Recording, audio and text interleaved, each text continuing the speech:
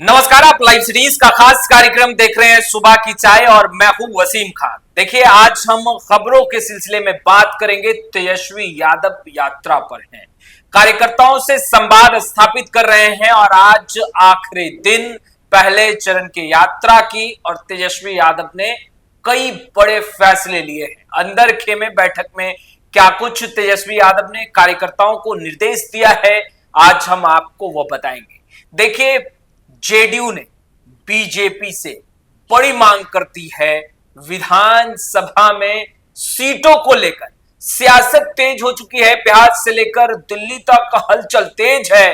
हम बताएंगे कि आखिर मुख्यमंत्री नीतीश कुमार की पार्टी जेडीयू ने कितने सीटों पर दावा किया है। वहीं हम आगे बात करेंगे। देखिए, लैंड सर्वे, स्मार्ट मीटर, यह दो विषय ऐसे हैं जिसको लेकर हर रोज कुछ नया अपडेट आ रहा है, मगर अपडेट के बीच लोग परेशान और बेहाल भी हैं। हम आपको बताएंगे कि लैंड सर्वे में क्या कुछ नया अपडेट आया है और दूसरे तरफ स्मार्ट मीटर को लेकर जो परेशानियां उत्पन्न हो रही है उसका निदान कैसे करें और आखिर सरकार क्या कुछ कर रही है और आगे क्या कदम बढ़ाए। देखिए, हमारे साथ वरिष्ठ पत्रकार, जाने माने पत्रकार रवि उपाध्याय हैं। हम आगे बात करेंगे कि जेडीयू ने बड़ी बैठक बुलाई थी, बैठक में बड़े फैसले लिए गए हैं और उन तमाम फैसलों से तेजस्वी यादव की टेंशन बढ़ेगी। जेडीयू नेता पोल खोल करेंगे। 17 महीने बिहार में महागठबंधन की सरकार रही। तेजस्वी यादव लगातार रोजगार की बातें करते हैं, ऐसे में जेडीयू नेता कैसे पोल खोल करेंगे तेजस्वी यादव का। सीधा बिना वक्त जाया किए हुए रवि उपाध्याय सर से जुड़ते हैं। सर, सबसे पहला सवाल, तेजस्वी यादव यात्रा पर थे, संवाद स्थापित कर रहे थे, कार्यकर्ताओं से बात कर रहे थे, मुखातिब हो रहे थे और ऐसे में बैठक में कई बड़े फैसले भी लिए गए हैं और तेजस्वी यादव 19 तारीख को कुछ बड़ा करने जा रहे हैं पार्टी को लेकर। क्या है पूरा मामला? देखिए, तेजस्वी यादव जननायक कर्पूरी ठाकुर की धरती से पिछले दिनों अपनी जो यात्रा शुरू की थी पहले चरण की, वह सो आज समाप्त हो गई और अब वो जितने जगह पर घूमे, मुजफ्फरपुर, समस्तीपुर से तो उन्होंने शुरू ही किया था, दरभंगा, मधुबनी, तमाम जगह से वह जो है सो पूरी तरह से फीडबैक अपने कार्यकर्ताओं से, ग्रास रूट लेवल का जो कार्यकर्ता होता है उससे, इस बार देखिए उनका पैटर्न पूरी तरह से बदला हुआ था। वो लोगों के भीड़ भाड़ से बचते हुए वह सिर्फ अपने कार्यकर्ताओं से वह फीडबैक लेते हुए दिखाई पड़े और ठीक है, इस क्रम में वह आम आवाम से भी मिले, लेकिन वह फीडबैक उन्होंने जो कलेक्ट किया है, क्योंकि देखिए तेजस्वी यादव और उनकी पार्टी की यह समझ है और यह समझ भी धरातल पर दिखिएगा तो यही चीज जायज भी है और यही सही भी है कि कार्यकर्ता ही जो है सो पार्टी की रीढ़ और बैकबोन होते हैं, हड्डी होते हैं। तो ऐसे में उनसे ही फीडबैक लेना कहीं ना कहीं पार्टी के हित में, संगठन के हित में और राजद के हित में, इंडिया ब्लॉक महागठबंधन के हित में है। इसी को देखते हुए तेजस्वी स्वयं पहले चरण की यात्रा को समाप्त करके पटना पहुंचे हैं। पर 19 तारीख को तेजस्वी यादव क्या करने जा रहे हैं? देखिए, 19 तारीख को निश्चित रूप से सदस्यता अभियान की शुरुआत करेंगे। अच्छा। तेजस्वी यादव अपने प्रधान कार्यालय जो बीरचंद पटेल पर स्थित जो आरजेडी का कार्यालय है, वहां से वह सदस्यता अभियान की शुरुआत करेंगे और उनके पिताश्री जो राजद के राष्ट्रीय अध्यक्ष हैं लालू प्रसाद यादव, अपनी बिटिया जो पाटलिपुत्र से सांसद हैं, इस बार चुनाव जीती हैं लोकसभा का, उनके दिल्ली स्थित सरकारी आवास से लालू प्रसाद यादव वहां पर सदस्यता की अभियान की शुरुआत करेंगे। तो देखिए, पटना से लेकर के दिल्ली तक राष्ट्रीय जनता दल सदस्यता अभियान की शुरुआत 19 तारीख को करने जा रहा है और इसके लिए जो है सो बड़ी तैयारी है निश्चित रूप से पटना से लेकर के दिल्ली के बीच। सर, ये जो कार्यकर्ताओं के बीच तेजस्वी यादव संवाद स्थापित कर रहे हैं, इसे माना जाए कि 2025 बिहार विधानसभा चुनाव को लेकर के तेजस्वी यादव ने कार्यकर्ताओं के बीच बिगल फूंक दिया है? देखिए, निश्चित रूप से बिगुल तो फूंक ही दिया है और वह माइक्रो लेवल पर इस चीज को एनालिसिस भी कर रहे हैं कि कौन कार्यकर्ता से ही वह फीडबैक ले रहे हैं कि कौन विधायक, कौन एमएलसी, कौन एमपी किया और क्या किया पार्टी की मजबूती के लिए, संगठन की मजबूती के लिए, इंडिया ब्लॉक महागठबंधन के लिए, जो तो वो तमाम फीडबैक ले रहे हैं और नोट डाउन किया जा रहा है। बिल्कुल। साथ में उनके राज्यसभा सांसद संजय यादव भी हैं। तो इस बात को भी समझिए, एक एक चीज पर माइक्रो लेवल पर जब हम कोई बात कर रहे हैं कि माइक्रो लेवल पर एनालिसिस तेजस्वी यादव कर रहे हैं, तो एक एक चीज को बिंदुवार और क्रमवार ढंग से सजाते हुए वह आगे बढ़ रहे हैं। तो इस लिहाज से इस बार जो उनका फीडबैक लिया गया है उसमें आप देखिएगा, हम तो पहले से इस बात को हम कह रहे हैं, समय आने पर इस बात पे मुहर भी लगेगी कि कई लोग इस बार झोल झाल में फंसेंगे यार, कई लोग झोल झाल में फंसेंगे निश्चित रूप से। वो जो फीडबैक लिया जा रहा है वो जो अप टू द मार्क, जैसे आपका शिक्षक जब कोई चीज एग्जामिन करता है कॉपी, तो जब तक आप अप टू द मार्क नहीं रहेगा आप पास नहीं करिएगा। बिल्कुल। तो ये एक तेजस्वी का घूमना, जो जिले में घूम रहे हैं, फर्स्ट फेज की समाप्ति हो गई है पहले चरण की, तो ऐसे में वह जो है सो सबका मार्किंग, सबका जो है सो कितना पास मार्क कितना है और क्या परफॉर्मेंस है, वह सब कुछ होता हुआ दिखाई, यानी पास और फेल की गणना तो तेजस्वी यादव कर ही रहे हैं, मगर सबसे अहम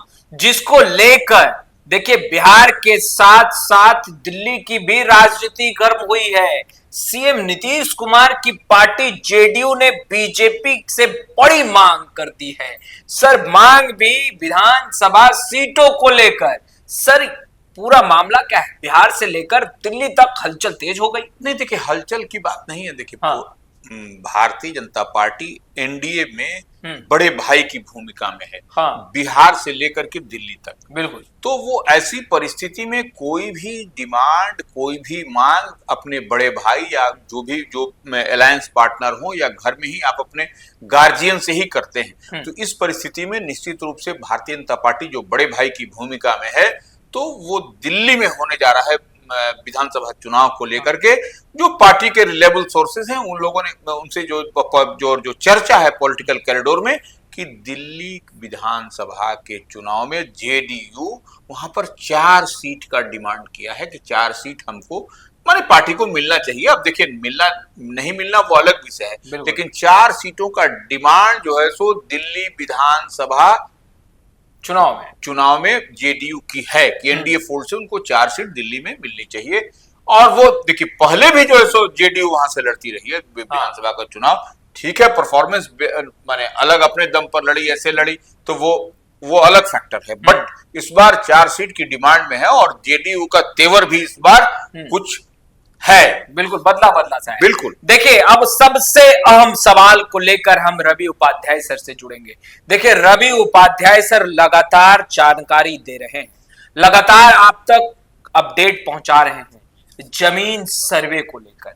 देखिए जमीन सर्वे को लेकर कई कठिनाइयों का सामना लोगों को करना पड़ रहा है, मगर उन तमाम कठिनाइयों से कैसे आप उभरेंगे, उन तमाम चीजों को लेकर लगातार रवि उपाध्याय सर आपको अपडेट दे रहे हैं। सर क्या नया अपडेट आया है? विवादित जमीन जो है उनका कैसे सर्वे होगा? नहीं देखिए, सबसे बड़ी बात है कि अगर यदि विवादित जमीन है, जमीन सर्वे का काम स्टार्ट है, यह सब लोग जान रहा है, और आपको जब विवाद होने पर भी सर्वे के लिए आवेदन आप कर सकते हैं। यानी 2 पक्षों में विवाद है फिर भी आप आवेदन कर सकते हैं? कर सकते हैं। केस का फैसला आने के बाद या सर्वे अधिकारियों की सुनवाई के बाद नया खतिहान बनेगा। अच्छा, नए सिरे से? हाँ बनेगा। अधिकारियों के मुताबिक जमीन जो सर्वे के दौरान सरकारी और निजी सभी जमीन की मापी कर खतियान बनाया जाएगा। मापी करने के बाद खतियान बना जाएगा। इसमें कोई जमीन को छोड़ा नहीं जाएगा। अच्छा। ये एकदम स्पष्ट है। खेतों की जमीन, बंजर जमीन, मकान, बगीचा, माने जो होता है, जो उस सब का जो है वो सर्वे होगा। इसमें तो ऐसा कुछ नहीं है। विवाद देखिए है तो वह आपको देना पड़ेगा, कोर्ट का जो प्रमाण है क्या है, तो वो आपका छूटेगा नहीं, आप निश्चिंत रहिए। सब सर एक सवाल है, दखिल खारिज का जो अपडेट दस्तावेज है क्या देना चाहिए? नहीं, कोई जरूरी नहीं, कोई ये सब जरूरी नहीं है। आपको देखिए वो सब कुछ नहीं। अब देखिए इतना बढ़िया सिस्टम कर दिया गया है भू राजस्व विभाग से, आपको नक्शा जो है सो ऑनलाइन आपको मिल रहा है। अच्छा, घर बैठे? हाँ, घर बैठे। आपको देखिए जो जानकारी मिली है 6 सितंबर से शुरू हुआ अभियान। तो इस अभियान के तहत अब तक 26,000 लोगों को घरों पर नक्शा पहुंचाने का काम किया गया, यानी पहुंच चुका है। हाँ, पहुंच गया। और वो सबका वेबसाइट है, उस पर डाउनलोड करिए और उसके बाद जो है सो अब जैसे वेबसाइट है dirs.bihar.government.in पर जो है सो आपको जाकर के ऑनलाइन कर आवेदन कर सकते हैं आप। कहीं कोई दिक्कत परेशानी नहीं है सर। यहाँ तो कोई दिक्कत परेशानी नहीं है, मगर परेशानी अब लोगों को हो रही है स्मार्ट मीटर से। देखिए, मोबाइल में पैसे और पैसे रहने के बाद भी रिचार्ज करने के बाद जो भी प्लान है, उस प्लान के तहत रिचार्ज करने के बाद भी बिजली बल्ब नहीं जल पाता घंटों। सर, इन तमाम समस्याओं से लोग जूझ रहे हैं। देखिए, निश्चित रूप से देखिए, सबसे बड़ी बात है बिजली इतना स्मार्ट किया गया, कौन सा स्मार्ट हुआ, क्या हुआ, आप चल के देखिए कि क्या स्थिति है। बिजली रानी कब आएंगी और कब जाएंगी इसका कोई ठिकाने नहीं है। स्मार्ट कभी कभी तो हैंग हो जा रहा है। बिजली रानी, हाँ, बिजली रानी जो है तो हैंग हो जा रही है। बिजली रानी का कोई अता पता ठिकाना नहीं, लोग अपने मोबाइल से ही कर रहे हैं, मीटर को हिला डोला रहे हैं, तो भी जो है तो लाइन अब कट गया, पते नहीं चल रहा है कि रात में कब कटेगा, कब आएगा। तो यह एक बहुत बड़ा जो स्मार्ट मीटर को लेकर के प्रॉब्लम है, और यह पूरे शहर से लेकर ग्रामीण इलाके तक, और यह सो अफलातून की तरह आवश्यक सेवा है। और इस आवश्यक सेवा को भी इन लोगों ने माने इस तरीके से कर दिया है कि समझ में नहीं आ रहा है कि क्या है। देखिए, एसेंशियल सर्विसेज को आप जो है सो इस तरीके से जबरन आप गले में फंदा नहीं डाल सकते। आपको जैसे आवश्यक सेवा में क्या है, अब अग्निशाम सेवा जिसे फायर ब्रिगेड है वो आवश्यक सेवा है, एम्बुलेंस की सेवा जरूरी है। अब जैसे कि एसेंशियल माने ये सब जरूरी है, इलेक्ट्रिसिटी जरूरी है, मेडिकल फैसिलिटी, तो ये सब को जो है सो आप जबरदस्ती करके आप किसी काम को नहीं कर सकते। इसमें सरकार को फ्लेक्सिबल होने की जरूरत है, नहीं तो स्मार्ट मीटर को लेकर के बहुत प्रॉब्लम है शहर से लेकर के गाँव। लोगों में आक्रोश भी और देखिए, और जो गरीब लोग हैं जो दिहाड़ी पर कमाते हैं, बार बार इस बात को कहते हैं, उन लोगों के लिए खासा परेशानी है। और मोबाइल से फ्रेंडली लोग नहीं है, हजारों लोग मोबाइल से फ्रेंडली नहीं है, और मोबाइल से फ्रेंडली नहीं होगा तो आपका अमाउंट में पैसा कटेगा नहीं, आप दे नहीं पाइएगा, और ये महंगा फोन कहां से कोई ले पाएगा। जो गरीब आदमी दिहाड़ी मजदूर जो रोज ठेला चालक रिक्शा ये मजदूरी करता है, तो यह एक समस्या है और इसको सरकार को निश्चित रूप से ये भी समस्या आ रही है कि मोबाइल से पैसा देने के बाद भी जो बिजली रानी है वो कई घंटों बाद आती है। वह भी देने के बाद भी घंटों बाद आती है। बिजली का तो कोई ठिकाने नहीं है, और लोग परेशान है, तबाह है, परेशान है, तंग है। यह सब जगह शहर से लेकर के आप गांव तक चलिए और कोई देखने सुनने वाला नहीं। ठीक है, खाना पूर्ति के लिए कार्यपालक अभियंता, फलना अभियंता, ये अभियंता, वो अभियंता, आप यहाँ से वहां दौड़ते रहिए, आपको डायरेक्शन दे दिया जाएगा अभियंताओं के द्वारा कि ऐसे ऐसे करिए, आप अपना दौड़ते रहिए। अभियंता तो फिर उठ के अपना जो शेड्यूल टाइम है उसमें बैठे, उसके उठ के चल दिए। जेडीयू के बड़े नेताओं ने बैठक बुलाई। देखिए, बैठक में जेडीयू के तमाम नेता शामिल रहे और बड़ा निर्देश दिया गया है तमाम जेडीयू के नेताओं को। देखिए, और निर्देश से कहीं ना कहीं तेजस्वी यादव की टेंशन बढ़ेगी। कैसे बढ़ेगी तेजस्वी यादव की टेंशन, क्यों बुलाया गया था बैठक? सर, जेडीयू के तमाम नेताओं ने आपस में बैठक बुलाई, तमाम नेताओं ने विचार विमर्श किया, मगर जो वरिष्ठ नेता हैं जेडीयू के, उन्होंने दिशा निर्देश भी दे दिया है, और कहा जा रहा है कि जो दिशा निर्देश दिया गया है उससे तेजस्वी यादव की फजीहत और टेंशन बढ़ेगी। देखिए, निश्चित रूप से पिछले दिनों जदयू कार्यालय में जदयू के राष्ट्रीय कार्यकारी अध्यक्ष संजय झा, प्रदेश अध्यक्ष मनीष वर्मा जो राष्ट्रीय महासचिव हैं, और उसके बाद विजय चौधरी, आपको और अन्य कई वरिष्ठ नेता वहां मौजूद थे। उनकी मौजूदगी में जो गहन चिंतन मनन हुई, उसमें पार्टी, देखिए, ये जदयू के को जो अभी तीसरे पायदान पर खसक गई है, इसकी पीड़ा जदयू नेतृत्व को है कि पहले बड़े भाई की भूमिका में थी और आज देखिए कहां हम चले आए। तो ये पीड़ा है, और इसी को लेकर के जदयू की जो बैठक पिछले दिनों पार्टी कार्यालय में हुई, जिसमें कार्यकारी राष्ट्रीय अध्यक्ष संजय झा थे, तो उन लोगों ने एक जो बात छन करके आई उसमें यही है कि 2005 और 2010 की तरह पार्टी को फिर से मजबूत करना है, और जो है सो 2025 में फिर से हमको 2005 और 2010 के परिणाम को दोहराना है,